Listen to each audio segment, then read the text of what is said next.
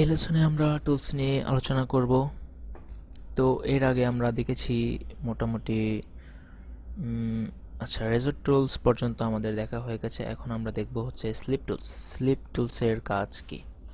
তো স্লিপ টুলসের কাজ দেখানোর আগে আমি যে কাজটি করব, এসবগুলোকে রিপিল ডিলিট মানে রিপিল ডিলিট বলতে হলো যে মাঝখানে যে ফাঁকা অংশ এটা কি ডিলিট করা। আচ্ছা, সবগুলো ফুটেজ একসাথে করে ফেললাম। তো এখন হচ্ছে যে ধরুন আমরা একটু আগে একটি কাজ করেছিলাম, আমি আবার দেখাচ্ছি। সবগুলো ডিলিট করে দিলাম। ধরুন এই ফুটেজটি এখান থেকে শুরু এবং ঠিক এই জায়গায় শেষ। আমি এটিকে কপি করলাম, কপি করে এখানে রাখলাম। তার মানে এই দুইটি হলো সেম ফুটেজ। এটা যেখান থেকে শুরু শেষ এবং এটাও ঠিক সেম জায়গা থেকে শুরু এবং শেষ। তার মানে যদি এরকম হতো যে আমাদের এখানে অন্য আরেকটি ভিডিও, ধরুন এটা রেপ্টো কমার্শিয়ালের এই ভিডিওটি এখানে আছে।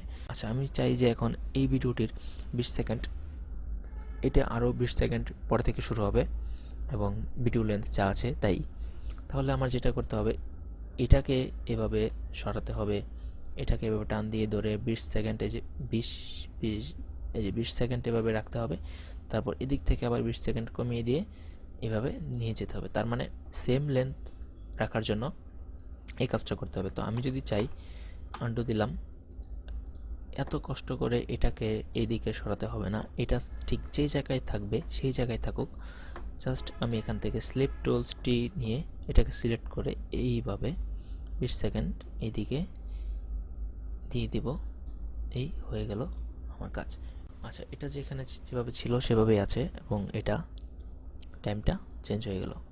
তো এভাবেই স্লিপ টুলসের কাজ। তারপর হচ্ছে স্লাইড টুলসের কাজটা প্রায় সেম, একটু আলাদা। এটা হচ্ছে যে এতক্ষণ আমরা দেখেছি যে এটার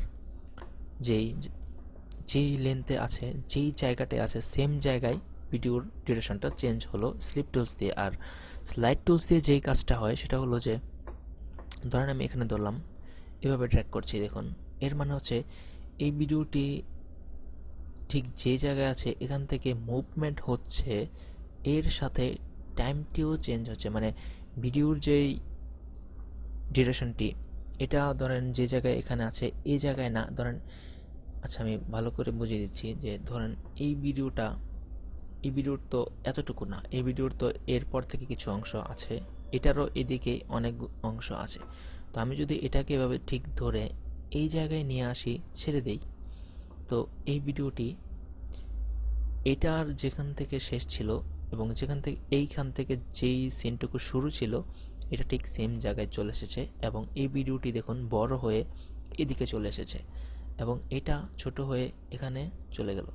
এর মানে হচ্ছে দেখুন, এটাকে আমি সিলেকশন টুলস দিয়ে এদিকে নিলাম, দেখুন কিছু অংশ কেটে গিয়েছে, মানে এটা যতটুকু এটাকে ওভারল্যাপ করেছে ঠিক ততটুকু কেটে গেছে। আবার দেখাচ্ছি, সাথে রাখলাম, এটাকে আমি স্লাইড টুলস দিয়ে এভাবে ধরে এইদিকে নিয়ে গেলাম, আরও নিয়ে গেলাম।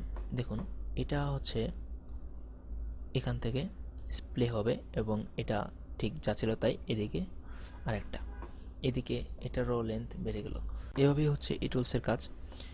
দেখুন একটা জিনিস খেয়াল করুন যে আমরা যখন এই টুলসটি ইউজ করেছিলাম, এই রিপল এডিট, এটা দিয়ে যখন এভাবে কাজ করতাম তখন যে কাজটি হতো, এই ফুটেজটি বড় হতো ঠিকই, কিন্তু এর পাশে যেই ফুটেজটি আছে, যে ধরেন রেপ্টো কমার্শিয়াল ফাইনাল, এই ফুটেজটি কাটতো না। এই ফুটেজটি ঠিক দেখুন মুরব্বি চেয়ারে বসে আছে, এই সিন থেকে শুরু। আমরা একটু সামনে গেলাম, এই সিনটি বড় হলো এবং এটা ঠিক যেখানে শুরু ছিল সেখানেই রয়েছে। আর যদি এই স্লাইড টুলস দিয়ে করি তাহলে এটাও সাথে সাথে কাটা শুরু হবে। দেখুন এটাও এদিক দিয়ে সিনটি একটু বেড়ে গেল, এটাও কমে ছোট হয়ে গেল। তো এই ছিল পার্থক্য।